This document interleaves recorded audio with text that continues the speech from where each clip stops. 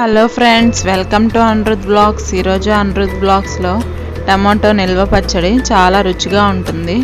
ఈజీగా ఇంట్లోనే ఎలా చేయాలో చూద్దాం. ఒక అరకిలో టమాటోలు తీసుకొని బాగా శుభ్రంగా కడిగి వాటిల్ని చక్కగా ఈ విధంగా ఒక కాటన్ క్లాత్ తీసుకొని ఒక్కొక్కటిగా తడంతా పోయేలాగా చక్కగా తుడుచుకొని ఒక ప్లేట్లో తీసి పక్కన ఉంచుకోవాలి. తడి కనుక కొంచెం కూడా ఉండకూడదు. తడి కనుకుంటే పచ్చడి పాడవుతుంది. ఇప్పుడు టమాటాల యొక్క పైబొడిపిని చక్కగా తీసేసేయాలి.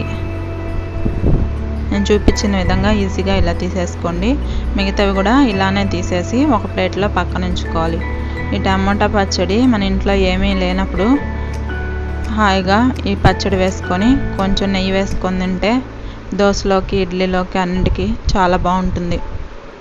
ఇప్పుడు ఈ టమాటాలని ఈ విధంగా పొడుగ్గా ముక్కలు చేసుకొని నేను చూపించిన విధంగా ఒక గిన్నెలోకి తీసి పక్కన ఉంచుకోవాలి. అలానే మిగతావి కూడా చేయాలి. చూసారు కదా, ఈ విధంగా ముక్కలన్నీ చేసుకోవాలి.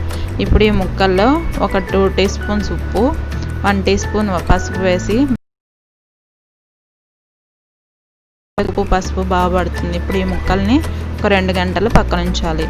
ఒక 2 గంటలు అయ్యాక టమాటో ముక్కల్లో నుంచి రసం అంతా వచ్చేస్తుంది. ఇప్పుడు ఈ ముక్కల్ని గట్టిగా, ఎంత వీలైతే అంత గట్టిగా పిండేసి ఒక జార్లోకి తీసుకొని ఆ ముక్కల్ని గ్రైండ్ చేసుకోవాలి. రసాన్ని వేయకూడదు, రసాన్ని సపరేట్గా ఉంచుకోవాలి.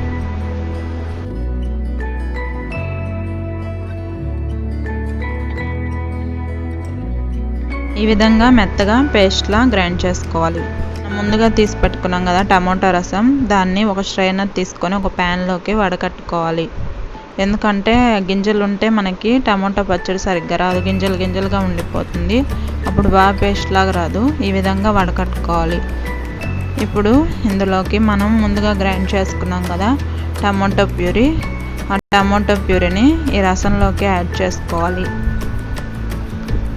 ఇందులోకి కొంచెం చింతపండు గుజ్జు వేసుకోవాలి. నేను ముందుగా టమాటో ముక్కల్లో నానబెట్టడం మర్చిపోయాను, అందుకని ఇందులో గుజ్జు వేసుకున్నాను.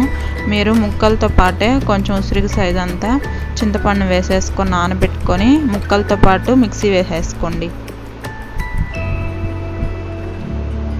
ఇప్పుడు మనం ముందుగా సిద్ధం చేసుకున్న మిశ్రమాన్ని స్టవ్ మీద పెట్టి మరగనివ్వాలి.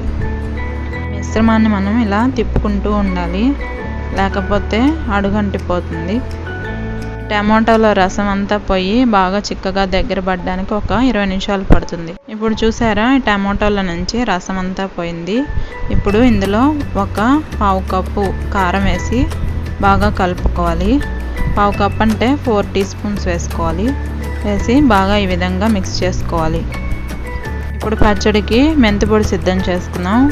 ప్యాన్ పెట్టుకొని అందులో 2 టీ స్పూన్స్ మెంతులు వేసి బాగా ఆయిల్ లేకుండా బాగా రోస్ట్ చేసుకోవాలి. బాగా చిటపట్టలాడతాయి. అప్పుడు చిటపట్టలాడాక కలర్ చేంజ్ అవుతాయి. అప్పుడు స్టవ్ ఆఫ్ చేసుకోవాలి.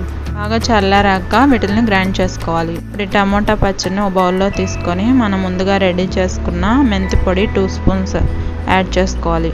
నేను ముందుగా ముక్కల్లో 2 స్పూన్స్ ఉప్పు యాడ్ చేసుకున్నాను కాబట్టి ఇక్కడ 1 స్పూన్ ఉప్పు యాడ్ చేసుకుంటున్నాను. మీరు చూసి యాడ్ చేసుకోండి.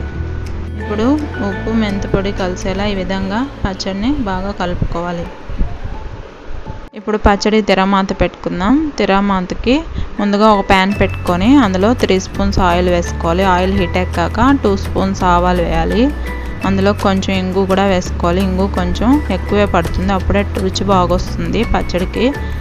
ఇందులో కరివేపాకు యాడ్ చేయకూడదు. కరివేపాకు యాడ్ చేస్తే నిల్వ పచ్చడి కదా, మళ్ళీ పాడైపోతుంది. మీరు అప్పటికప్పుడు యూస్ చేసుకునే పని అయితే వేసుకోండి. ఇప్పుడు చెడుపట్లాడాక స్టవ్ ఆఫ్ చేసుకోవాలి.